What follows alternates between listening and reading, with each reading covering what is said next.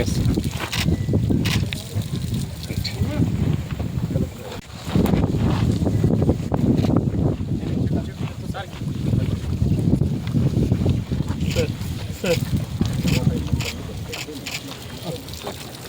ఈ గ్రామాన్ని ఒక మోడల్ గ్రామంగా సెలెక్ట్ చేసుకున్నందుకు గౌరవ ముఖ్యమంత్రి గారికి కూడా ధన్యవాదాలు తెలియజేస్తున్నాను.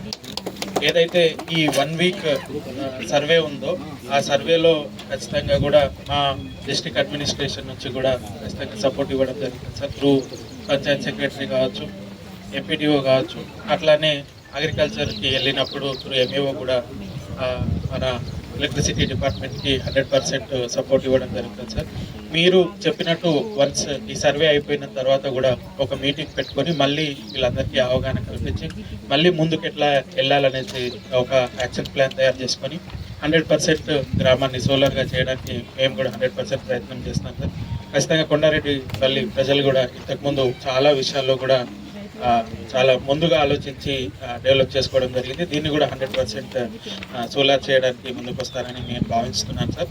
సో మా అందరి తరఫున కూడా ప్రజల తరఫున జిల్లా యంత్రాంగం తరఫున ఇక్కడికి వచ్చిన అందరు రాష్ట్ర స్థాయి అధికారులకు కూడా మరొకసారి ధన్యవాదాలు తెలియజేస్తున్నాను. Thank you.